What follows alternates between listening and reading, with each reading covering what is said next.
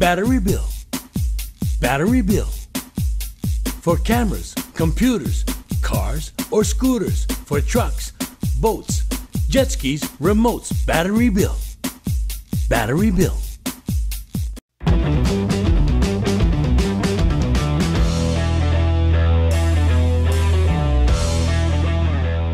All right, how's it going, everybody? Welcome to another edition of Hawaii Football Now. It's episode 63 here on HFN. Jordan Helly, Hunter Hughes back with you once again on the ESPN Honolulu plethora of platforms that you can find us on. And we do appreciate you finding us every week as we move throughout the University of Hawaii football season. Big mahalo to Spectrum Mobile, Hawaii USA Federal Credit Union, and Battery Bill as well for sponsoring this here pod. We record this on Tuesday, November 8th, 7 a.m. Hawaii time. Is about 7:08 as we get this thing underway. Of course, set to release this as usual on Thursday midday. That'll be November 10th. It is election day here in Hawaii. Well, really election day across the country. And here locally as well. If you've already taken the time to go ahead and send in your ballot, or if you're planning to do that today or go down to one of the service centers, kudos to you. Always awesome taking part in the process.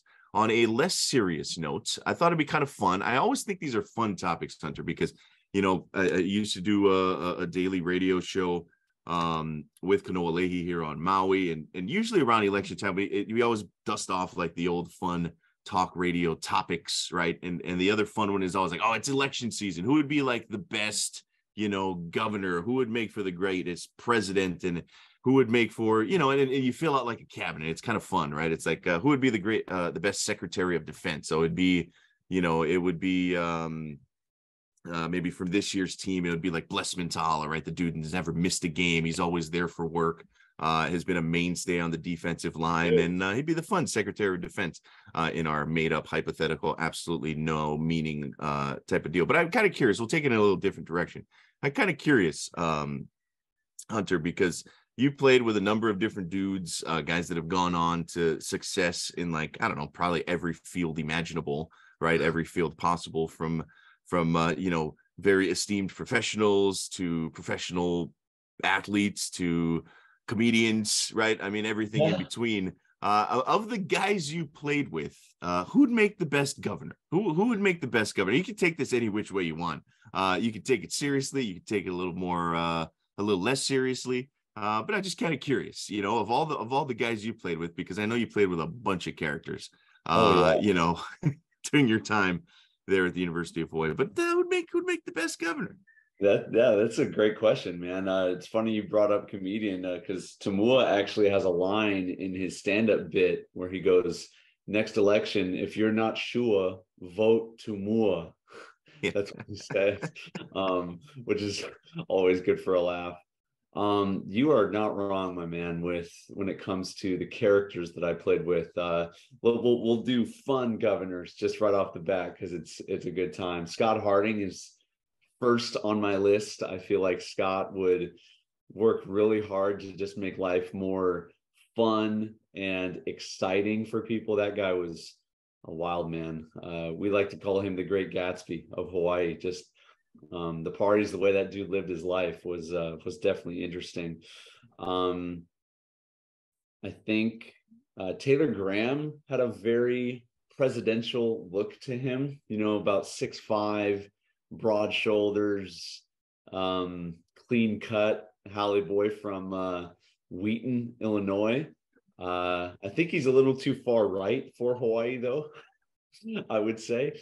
But Taylor's definitely on that presidential list. And then I've actually Penatito Falanga, Kiko Falanga is coming to mind from America Samoa. Just he had a real lovable teddy bear kind of smile to him, and I feel like he'd do great for a couple terms for us. Just march him out there, and he would carry on the Aloha spirit. So that's what we need.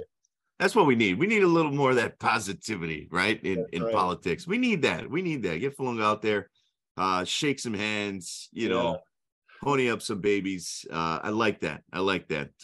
It's always kind of fun. It's always kind of funny to ask that question. It's like, and then you get to see, right? It's like, okay, what do they bring to the table?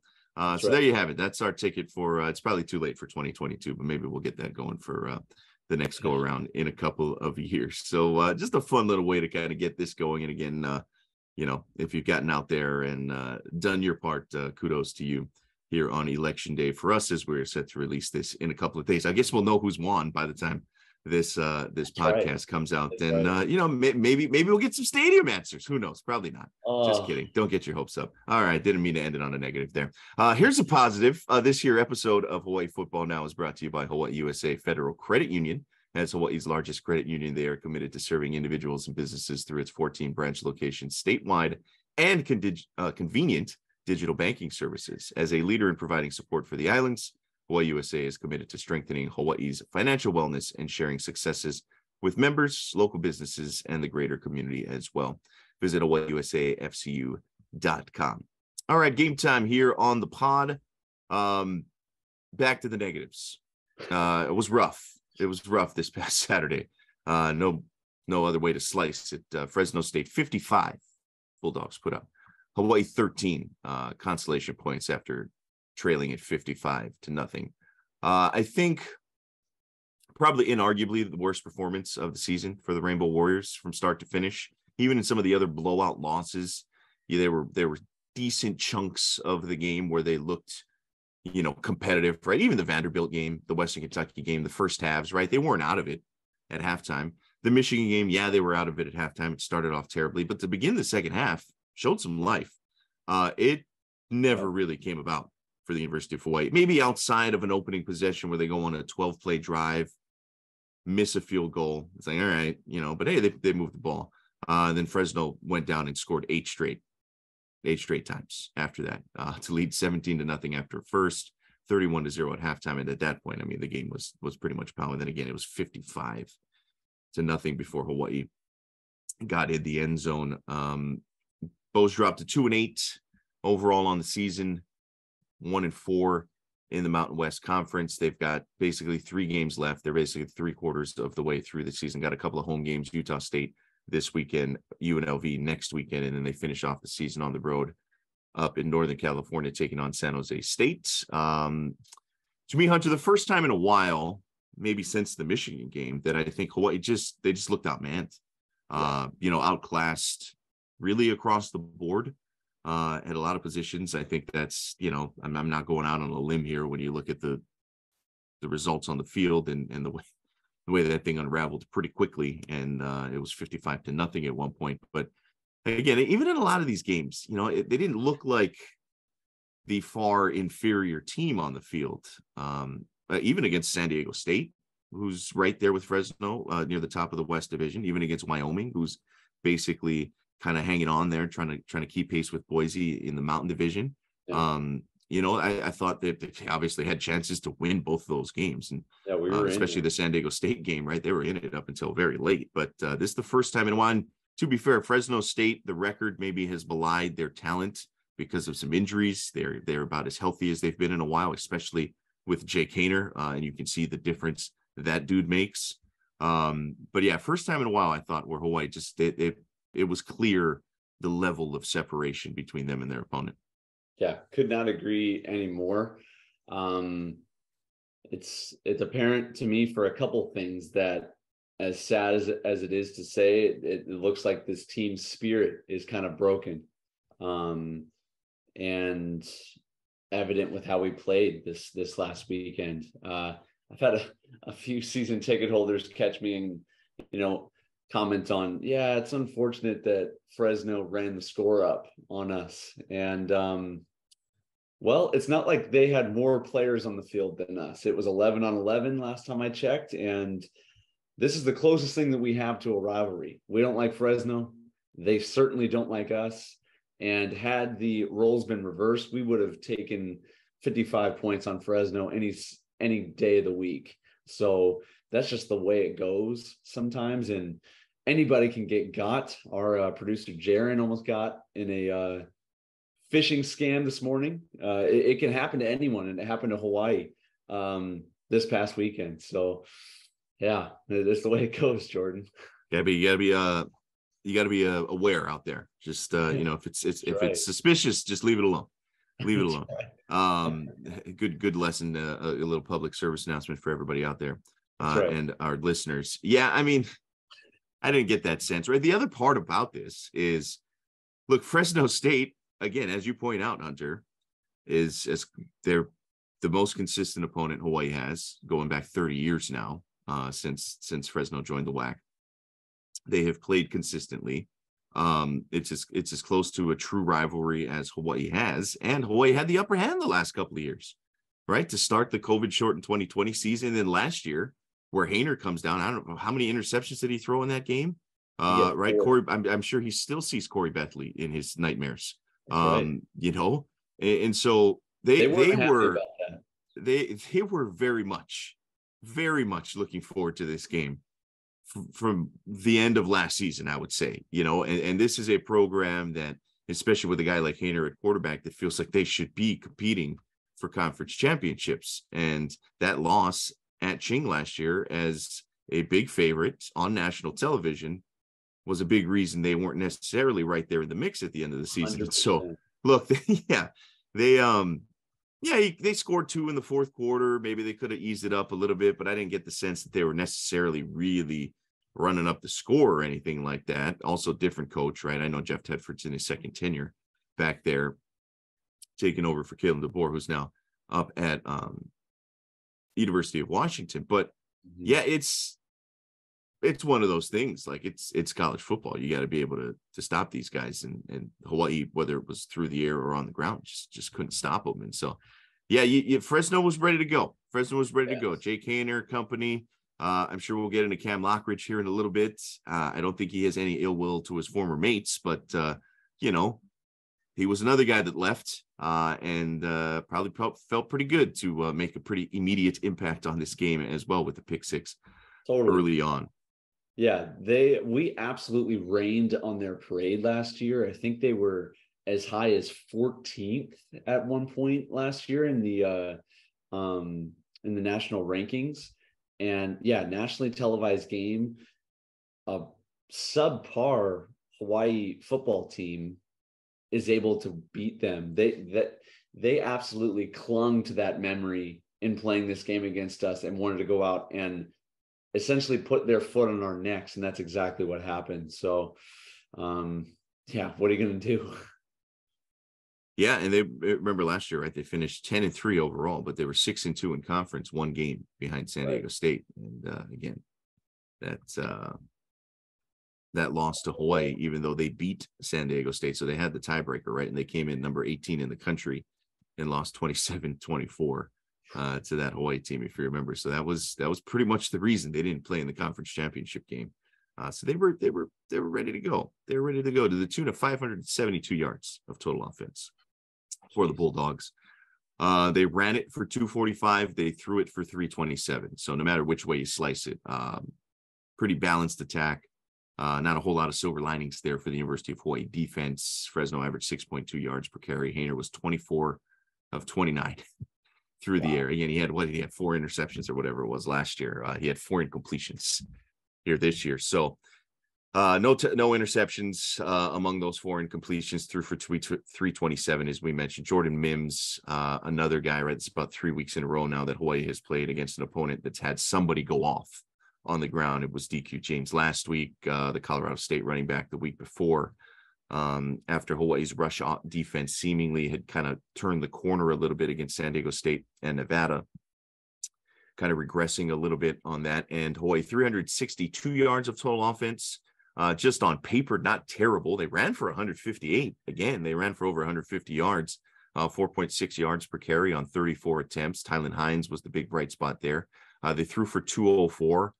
It's kind of where they're at. I think they're averaging right around 200 yards passing per game, which isn't great. Right. I think they threw for 205 last week. So Braden Sheger, pretty consistent there. Hawaii, again, taking care of the football. They only turned it over one time. They didn't take it away once. They only had 3 penalties for 19 yards. And so on paper, it's like, okay. But it just wasn't competitive after the first quarter and really midway through the first quarter. And I think, as you point out, Hunter, they looked not defeated necessarily the right word, but it was a struggle after, hey, the positivity of going down on the opening drive, holding it for 12 plays. Yeah, you miss a field goal, but then they give up a field goal drive on the other end, then the pick six, and it's like, oh boy, things unraveled really, really quickly. And as much as this team has competed, and as much credit as I think they deserve, right, for the way they turned it around to start the conference after the beatdown in Las Cruces against New Mexico State, what they did 2 weeks later at San Diego State, what they did against Nevada, Colorado State, I think they deserved a ton of those accolades, even though, just one win amongst them.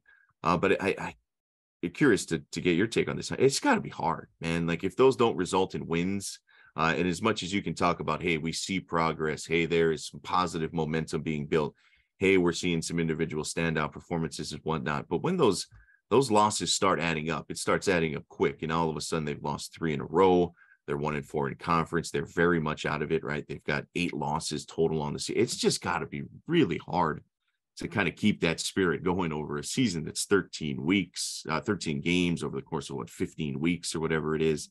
It's basically 3.5, 4 months. And so I'm just kind of curious from your standpoint. I know you've been through some really successful seasons, some seasons that weren't quite as successful, but it's just, it's human nature. I got to imagine that, as positive as the coaches can be, as influential as leaders can be on the team and whatnot, it's just got to be tough, at this point in the year to kind of keep that going, right? You can only talk yourself into it so much.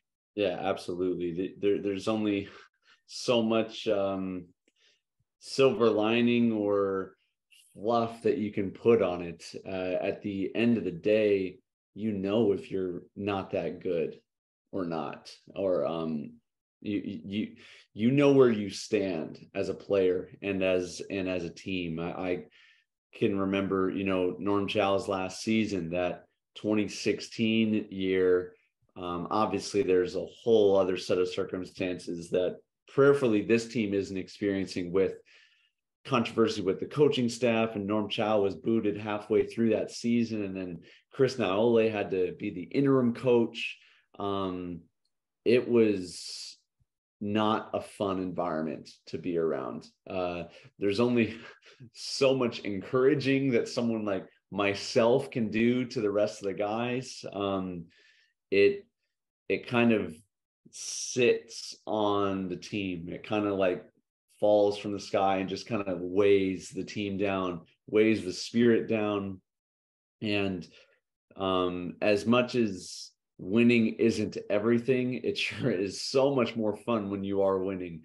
So it's one of those things where you hope for, the seniors on the team now at this point of the year, that they can finish well, that people stay healthy, people don't do anything stupid on the field, that they represent Hawaii, the brand of University of Hawaii, and our state. They represent us well in these final games, because that is the mark of a champion, winning with grace and losing with dignity.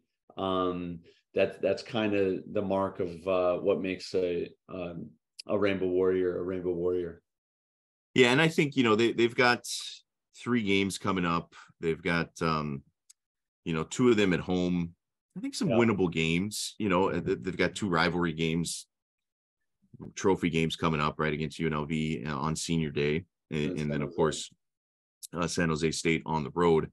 That brings with it its own hornet's nest of emotions with Chevy Cordero and things like that. But yeah, it's it's a group that's shown, look, they're not going to fold or anything like that, but it was tough, right, on the road at Fresno State. And it's funny because there have been dreadful road performances often in Hawaii's football history, during good years and bad years. And I think that's the thing. Even in some of the more successful seasons that UH has had, they'll go up and lay a stinker on the road, right? Rolos last year, even the year they go 10-5 or whatever it was. What was it? The San Diego State game or the Fresno? There was a game in there where they and it was bad. It was bad, but they were able to turn it around, right? And so it's the Hawaii's not immune to these, even during good years. It's just, you got to move on and hopefully an extended trip at home, right? A back-to-back homestand will do some good to this group. Fresno State was 8 of 12 on third down in this game. Hawaii 6 of 15, 1 of 4 on fourth down. Went for it quite a bit, kind of in the middle area of the field. Braden Shaker, 20 of 40 for 204 yards, 1 touchdown, 1 interception. Again, some standouts here. Zion Bowens, 2 catches, 19 yards. Remember, he had 5 targets. Second week in a row, he's caught less than 50% of his targets, which I think is a little concerning. For whatever reason you want to attribute that to. We saw some new guys, right? Well, we saw Nick Senecal again get involved, 2 catches, 35 yards. Dior Scott, hopefully he's all right. Got banged up a little bit, as did Dedrick Parson. We can get into that in a little bit. But Alex Perry, Tamato Mokiao Malal did want to mention him, right? His first career touchdown catch. Congratulations to him. 3 catches, 27 yards. Yep. Continues to get quite a bit of run here. But Alex Perry, big dude, right? About 6'5", the freshman, 2 catches, 19 yards. Stephen Fiso sighting here, 1 reception, 17 yards. So we're seeing some other guys starting to get in the mix here. And at this point in the season, you want to get a look at some of these other guys, right? And Perry's a dude who's got the body makeup to be pretty physically imposing. It's kind of interesting here. And Hunter, you can let us know if this is a good or bad kind of reflection on the season, but 19 different guys have caught a pass for the University of Hawaii this season. That's tied for 8th nationally. 19 different guys. At the top of the list is like Georgia, who's blowing out everybody. So they just play their 8th stringers in there. And then I think it's like Central Michigan or Western Michigan, one of the Michigan schools. But 19 different dudes have caught a pass. That's a lot. Yeah, I don't think that's a good thing, especially with a losing record. That's usually pretty tied with how many guys have been injured on your team. It shows that you're having to play guys well down into the depth chart to just field a team. And if you look back on UH's best years, we really only threw it to a handful of guys, and they stayed healthy. They were jiving with the quarterback. We've been talking about this all year, Jordan. As we make this shift to the run and shoot, so much is required on chemistry between the quarterback and the receivers' positions so that we can make reads on the fly, hit receivers in stride.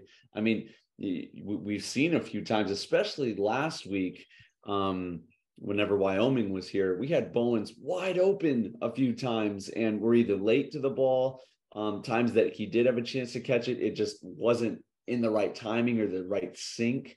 So that's very telling, I think, for how not successful our offense has been, is how many guys we've needed to lean to make plays for us.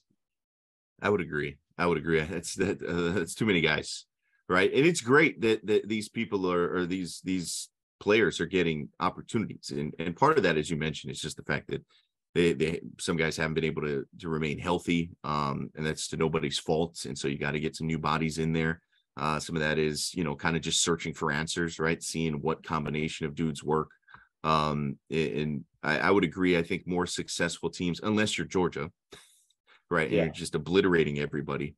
It's a tighter rotation, no doubt about it. I think you just look at, and you point out, great example of past University of Hawaii teams, right? It's not a deep stable of receivers, not necessarily in talent, but just who gets on the field, and it just takes so much timing, rhythm, understanding to get in sync with your quarterback. It's hard to develop that when you're shuffling, line changes out there. And so it's just, I think, indicative of how the season has gone. I don't think that's necessarily been a failure on anybody's part or anything like that, but it is just, I think, a sign, a reflection of how much of an uphill battle it has been at times here. Again, the running game continues to be a bright spot. Dedrick Parson, a little banged up, made it through the game. 8 carries, 14 yards. I think, compromised a little bit. 2 catches, 8 yards. Najee Bryant-Lede, nice to see him find the end zone as well. Went for 17 on 6 carries, had a catch for 8 yards. But Tylan Hines, 11 carries, 79 yards. Yep. 7.2 yards per carry. He was also the leading receiver. He had the most catches with four reception and the most yards in the receiving game with 48 yards. But the vast majority of that obviously coming after the catch on a lot of checkdowns. But in his last 2 games, he's got 22 carries for 182 yards. He's averaging 8.3 a rush. I remember he went for 11 for 103 against Wyoming. He's also got now 5 catches through 2 weeks over 50 yards through the air. The dude's been productive, to say the least. And, we'd been kind of singing his praises from early in the season. Just when he got on the field, he had a different gear. I love what they've been able to do with he and Dedrick Parson, and kind of complimentary. And Parson has done so much for this team, right? And was on record, approaching pace early on in the season in terms of finding the end zone. But Matt Hines, he touches it 15 times this week. He touched it 12 times last week. You almost get the feeling like he's got to touch it more. This guy's been the brightest spot on an offense that's still searching for answers. Yeah, absolutely. I am right there with you. He, especially with Parsons going down this last week against Fresno, we're needing him to be our main guy now. They kind of had a 1-2 punch similar to the Dallas Cowboys or even our Chicago Bears, Jordan, with Montgomery and Herman.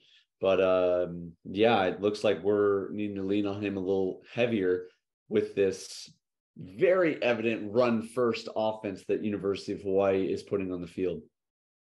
Yeah. And that's been the best recipe. And hopefully we'll get some updates as the week goes on the availability and some injury updates on some of these guys, because Parsons been so good, man. He really has for this group going forward. Defensively for Hawaii, Leonard Lee, nice to see him back out there playing well. 9 tackles. Verdell Edwards, Bus Mentalis, 6 tackles apiece. Panepavihi, 7 tackles. Peter Manuma, 8 tackles. They were on the field a lot for this group. Just 1 tackle for loss. It was a sack. Logan Taylor just continues to be a tackle machine out there. 11 tackles, 4 of them. So he's got 40 tackles in the last 3 weeks. That's second most in the country in that span, according to the University of Hawaii and their excellent sports information department. Shout out to Derek. Even starting. Yeah, the three starts he's had, right, since Isaiah Tufanga's injury, for 40 tackles. That's second most in the country. That's crazy. Why wasn't he playing, Jordan? I don't get it. Yeah, and that's where some of these guys, right? We talked about the receiving core. We've seen a lot of guys on defense as well. The guys that have gone in, some of them have really taken advantage of their opportunities. Same with Peter Manuma, right? Who wasn't necessarily a surefire starter early in the season. I mean, in part, the dude's young. He's a freshman, gets in there, and these guys have at different points. And look, the defense as a whole been a little rough the last couple of weeks, but at different points have really played really well. Logan Taylor, by the way, the guy who's number 1 over that span, over the last 3 weeks, Old Dominion's Jason Henderson, he's got 58 tackles in his last 3 games. That's absurd. 58 tackles. I thought Logan Taylor's 40 was quite impressive. It is, but yeah, some dude at Old Dominion's got 58. but no, Logan Taylor's been really good, and they're on the field a little too much. I think that's why a lot of these tackles rack up. They can't necessarily get off the field. And the offense can't keep them, on the sideline, at least helping out a little bit. But statistically, hard to get much better than what Logan Taylor's done the last 3 weeks. Yeah, it raises a question, Jordan, and I like to play devil's advocate on this topic because I, was on scout team.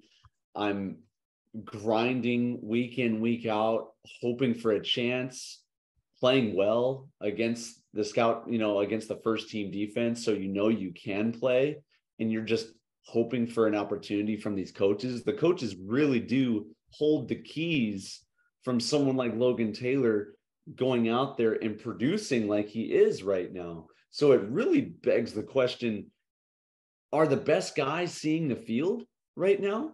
Because we missed out on this the whole beginning of the season, like not taking away from what was his name? Tufanga, yeah. Tufanga. not taking away from Tufangi. He played great for us, but this is outstanding. And so it really, it's hard for these coaches. You never know what you're going to get until the guys go out on the field, but it really does start to raise questions of what other guys on this team do we have further on the depth chart that could maybe provide a surge in different areas. We've only seen 2 of our 5 quarterbacks this whole season. Well, other than Cam Cooper, who came in and ran for us a little bit earlier this year. Are there potentially other guys that could provide a spark for us? I mean, at this point of the year, there's nothing left to lose. So I'm just wondering, as we begin to forecast for the foreseeable future, could we give some other guys a chance and see if we don't find another Logan Taylor, who is obviously a diamond in the rough? Yeah, we've seen that in the defensive backfield. We've seen a lot of different guys. We've seen it, really at a lot of the different positions. We already went over what they've done at receiver, right? And 19 different guys. And some of those are obviously running backs. The 3 running backs are included in that. So basically 16 different kind of pass catchers, if you will, in the receivers and tight ends. And yeah, we're seeing a bit of that at different position groups, and maybe we'll see it at some of the others as well going forward, where, hey, yeah, at this point, you're very much trying to finish out the season strong for the seniors, for this group, but also you're building for the future, right? That's right. It's evaluation mode. Who can hack it, who can't, going forward. So that's going to be a big part. That's going to be a big part. Some self-evaluation over the next 3 weeks to close out this season, hopefully on a positive note. No doubt about that. Yeah, no, I'm very curious to see if they don't make some changes. It's not quite like the NFL where you sit guys to rest them, towards the end of the year. No sense having someone blow a knee when the season's kind of over. It's kind of in college, if you're there, you're going to play.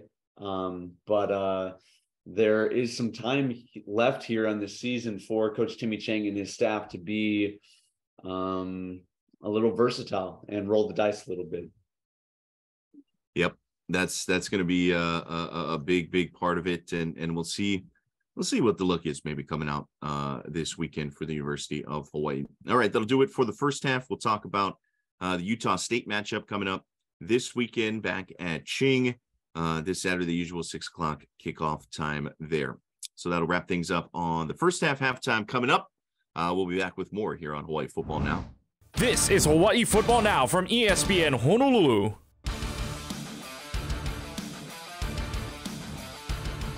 All right, second halftime here on episode 63. Utah State coming to town. The Aggies 4-5 on the season, 3-2 in the Mountain West, have started to pick things up after a 1-4 start to begin the 2022 season. Utah State 11.5-point favorites here as of last check. Again, we record this on Tuesday morning, and expected to stay somewhere around there throughout the rest of the week. Again, winning for the third time in their last 4 games. Last weekend, a 27-10 home victory over New Mexico, outscoring the Aggies 20-0 in the second half after trailing 10-7 at halftime. Remember, they started the year 1-4 with losses to Weber State, like handily, to FCS Weber State, and then they lost to UNLV as well. Resurgent UNLV team, but I think a Rebel squad that is kind of coming back to earth a little bit here in the second half. They're in their second year under head coach Blake Anderson. Memorable season last year, right? Winning the Mountain West Conference, went 11-3, dominated San Diego State in the Mountain West title game, and then beat Oregon State, quality win in the LA Bowl, Los Angeles Bowl. I don't know if it's just the LA Bowl. Anyway, at SoFi Stadium. And last year up in Logan, you remember they beat Hawaii 51-31. And so they're not going to necessarily be there at the end of the season at the top of the division standings like they did last year, but they're battling for bowl eligibility is Utah State. They are much better, I would say, this month than they were, the first month and a half of the season. Much improved. Health has been a big factor for them as well. They've played, I think, 4 or 5 different quarterbacks for various reasons, including Logan Bonner, including Levi Williams, who transferred over from Wyoming. It could be a freshman starting this weekend, at least listed at the top of the depth chart. So a whole bunch of different things. But again, for a Hawaii team, I don't think Utah State is as good as Fresno. I don't think they are on that level this year. I don't think they're on par with the Bulldogs. You get them at home. It's always a tough road trip, going from the Mountain Time Zone here to Hawaii. So, yeah, I mean, it's a game that I think Hawaii should be competitive in again, with all of those factors factoring in. We'll see what the health is on the University of Hawaii side as well. But it's a game that I think Hawaii's got a shot. I think if they can go back to the recipe that we've seen with, hey, maybe it is time to emphasize the running game a bit more, like we saw early in the season. Maybe they can nail down on a receiver rotation. Maybe that defense can shore up some of the deficiencies we've seen kind of come glaring through the last few weeks. It is a fairly balanced Utah State team. It isn't a Utah State team that has a juggernaut offense. They haven't, that's not been their MO this season. And so, hey, if it's a lower scoring game, I think Hawaii, has shown the ability to play in those. Yeah. And I don't think they have Love playing quarterback for him like they did a few years back, who is obviously playing for the Packers now. So yeah, it's I think it's fair to say mediocre to slightly better than mediocre Utah State team coming in this weekend. Similar to our prediction for the Wyoming game, we need the defense to produce a couple turnovers for us. Just with where our offense is, we need to kind of win the field position game. That's kind of what I foresee happening this weekend. If we take care of the football, which that's definitely a positive that I want to, say, Jordan, of all the things that maybe haven't gotten from Shager as our quarterback. He hasn't thrown an awful lot of interceptions. He really hasn't. Obviously, the throw to Cam Lockridge this weekend hit him right in the chest. Other than, those and a few tip balls, he's done a pretty good job taking care of the football for us with a mediocre wide receiver core to work with. So I want that to be known and said from this podcast, that we felt like from taking care of the football, he's done a pretty good job. So I expect him to do something similar this weekend against Utah State. And if we win that turnover margin, who knows, we might come away with a win. It's a Utah State team that we mentioned, pretty balanced offensively, but not a juggernaut by any means. They run it for 162 a game, which is pretty solid, but they only throw it for 179 yards per game. Again, I think it's a decent matchup for the University of Hawaii to maybe try and get back on the right side of things defensively, and we'll see what Hawaii can do on their offensive side of the football. Utah State leading the series 11-6, including 5-4 in Hawaii. Utah State won the last 6 versus Hawaii, the last 5 by 20 plus points. So it's been a little bit of a lopsided deal the last, handful of years, and hopefully Hawaii can reverse that trend. We talk about Utah State, right? They've Levi Williams, Bishop Davenport, Garrett Lawson, Logan Bonner, they've got 4 different quarterbacks listed on the depth chart. Cooper Lega is the guy who got the start last week. He's played decently well for this group, but overall Utah State very much in a similar boat to Hawaii, to Colorado State, to Nevada, like a lot of these Mountain West teams that have seen a ton of turnover. Hawaii's had 40 different guys make a start this season, all inclusive, offense, defense, and whatnot. That's 7th most in the country, which again is indicative, I think, of Hawaii, just the revolving door, just trying to find something, right? Colorado State's got 41 different guys who made a start. Utah State's got 37 different players that have made a start, which is tied for the 12th most in the nation. And I think it's just, again, you see so many of these departures, arrivals, transfer portal, all these different kinds of things. But Utah State in a very similar boat to the University of Hawaii, where they have had a revolving door at times with the roster and have played a bunch of different dudes, including Calvin Tyler Jr., who you remember, really good running back. And then Brian Cobbs and Terrell Vaughn are their leading pass catchers. Vaughn's a fun little guy, 5'7" or so, that just catches everything. thrown in his direction. So yeah, it's kind of like looking in the mirror again, right? It's a similar conversation we had when they played Nevada, similar to when they played Colorado State, and now here against Utah State, two programs that are just in transition.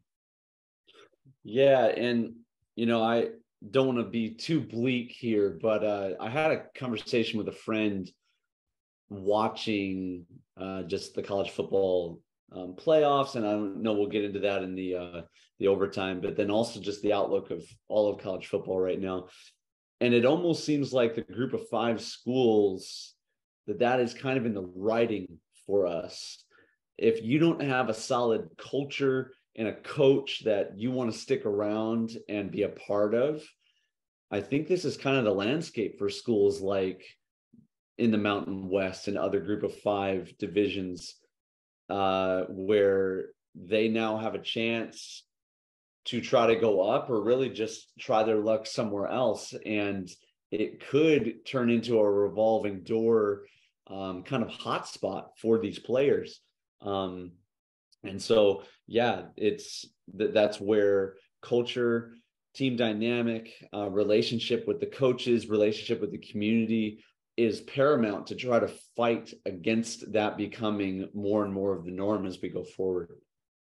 Yeah, it's a down year for the group of 5. Really, there's nobody that's threatening, the top 10 at this point. There's nobody that's necessarily, in the conversation for anywhere near a college football playoff bid like Cincinnati last year or UCF in years past. In the top ranked group of 5 team that gets the automatic New Year's 6 invite might come pretty far down. Yeah, and it's right now it's Tulane of all teams, right? Which is pretty interesting. And I think the Mountain West probably kicking themselves a little bit because it's a down year for the American. And for the Mountain West, it's like, hey man, if we had one of our programs kind of up at the top like we've had in years past, they'd very much be in the running, whether Boise, Fresno, whoever. Utah State, last year, they weren't quite in the conversation for New Year's 6 or anything like that, but you get in a position where maybe you're undefeated, 1 loss or something like that. So yeah, it's kind of the reality of the moment. Again, I'll kind of pause that conversation just a little bit. I think we can get into a little bit more here in our overtime, as you point out, Hunter, but just kind of tying a bow on Utah State in particular. Again, 11.5-point underdogs. Of course, you can always listen to it on ESPN Honolulu. Hunter will be down on the sidelines. Veneri Brothers up top, bringing you all the action. It's on Spectrum pay-per-view television. The usual 6 o'clock start there down at Ching, and hope to see everybody down there, as well as Hunter and I will be in the house for that one. All right. Kind of tying a bow on the second half there. We'll get into a little bit of an extended overtime because, as you pointed out, Hunter, right, the college football playoff, the rankings will come out a little bit later today. I don't necessarily think we'll see too many surprises. You've basically got 4 unbeatens left.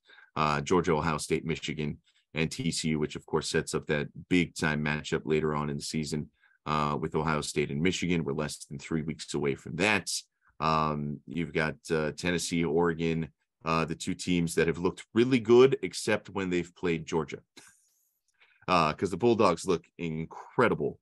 Yes. At this point, and it's just amazing what the Bulldogs have been able to do, where they just look like they're on a different planet. They look like they're a completely different class, even I would say from Ohio State and Michigan. And obviously Ohio State struggling last week against Northwestern, but also on the other side of that coin, as you point out, the group of 5, it's Tulane that's probably going to be somewhere in the mix when you look at the college football playoff ranking come down the stretch. They'll probably be in the mid-teens. Once again, it's kind of funny to think about. There's Liberty as well, but they're an independent and don't necessarily get that automatic group of 5 bid. Liberty and Day Hunter, of course, former University of Hawaii running back there. But it's kind of interesting to see the group of 5 take a step back this season, where they're not necessarily up in the conversation at the very least. And really, honestly, the conversation truthfully could just be Georgia at this point because they've been so good. Yeah, absolutely. The SEC is always one of the main stories, and they're very interesting this year with the surge of Tennessee and also LSU, both of those teams beating Alabama, the mighty Alabama.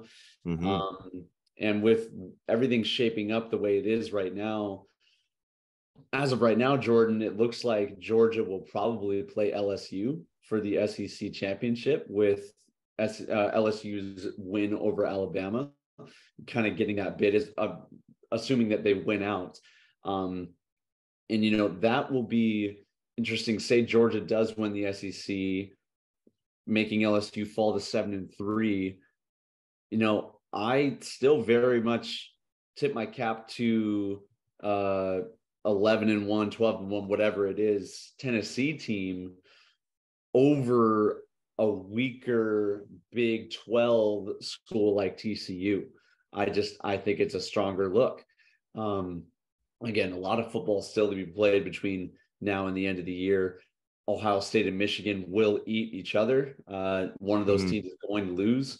That's just going to happen in the game later on in the year. But yeah, this is where it gets fun. We start to see what's really going to happen with this ranking. And you're exactly right. Georgia is a stud of all studs. Stetson Bennett is a dog, absolute dog. Fun story for those who haven't heard. The Tennessee fans got a hold of Georgia's quarterback, Stetson Bennett. They got a hold of his phone number, and called him some like 200 odd times the night before the game, trying to like wake him up and disturb him. And they absolutely put a beating on Tennessee, which is a little fun behind the scenes right there. That's the best way to get him back, no doubt about it. Just a little side note, San Jose State got one vote in the AP poll. Boise State, one vote in the coaches poll. So that's kind of where the Mountain West is in the pecking order right now, which again is down by their standards. So yeah, it's gonna be fun. Big games really throughout the rest of the month leading up to the end of the conference season and the conference championship games. We'll kind of keep our eye on that as things go forward, especially if there's some local ties involved as well. One last note I wanted to include here on the overtime: college basketball season tipped off yesterday on Monday. Both the men and the women's programs at the University of Hawaii, high expectations, particularly the women obviously picked to win the conference once again. Nearly went up to Corvallis and beat Oregon State last night. Did Laura Beeman's squad lost 61-60. We're tied with like 24 seconds left. A pretty dubious foul call on UH with like 0.4 seconds remaining. Oregon State hit one of two free throws. I saw the clip. Bad call. Got brutal there. Should have gone to overtime. Who knows what happens in overtime, but Hawaii losing by one there. The men get their season started this week, Friday at home against Mississippi Valley State, part of that Rainbow Classic field. Mississippi Valley State, Yale, and Eastern Washington amongst the field. Rainbow Wahine back in action tomorrow night. They will have already played, obviously, by the time this podcast gets released, but they play Wednesday the 9th up at the University of Portland, and then their home debut the following Friday, the 18th, as part of the Bank of Hawaii Classic. San Diego, Lipscomb, and Florida Gulf Coast as part of that field. So if you get a chance, go check out some of those games. It's going to be a lot of fun. And not that time to turn the page on football season just yet, but something else to get excited about on campus. The Rainbow Wahine volleyball squad is rolling as well. So some exciting times there. And hopefully everybody excited to head down to Ching this Saturday for the University of Hawaii and Utah State. Hunter and I will be there. We'll hope to see you. It is a little gloomy right now, but we are optimistic that things will turn around this Saturday against the Aggies. Any final thoughts, Hunter, before we head out of here? Bring your poncho. Never know if it's going to dump on us like it did last week at Ching. That's true. We don't have the Aloha Stadium overhang to bail us out. So if you do decide to come down, just throw it in your see-through bag, if you will. There you go. Yeah, just get the see-through poncho through your see-through bag, and you got no problems to worry about there. So we'll see everybody down there on Saturday. Big thanks to everybody for tuning in. Big thanks to Jaron on the controls as well. Do not respond to any suspicious text messages or emails. It's probably somebody just trying to hack your valuables when it comes down to it. Big thanks to you, Hunter. And a big mahalo to Spectrum Mobile, Hawaii USA, Federal Credit Union, and Battery Bill as well. That'll do it for us. We'll see everybody next week, and hopefully see most of you, or a lot of you, down at Ching this weekend. Aloha, everybody. You've been listening to Hawaii Football Now with Jordan Helly and Hunter Hughes, all from ESPN Honolulu.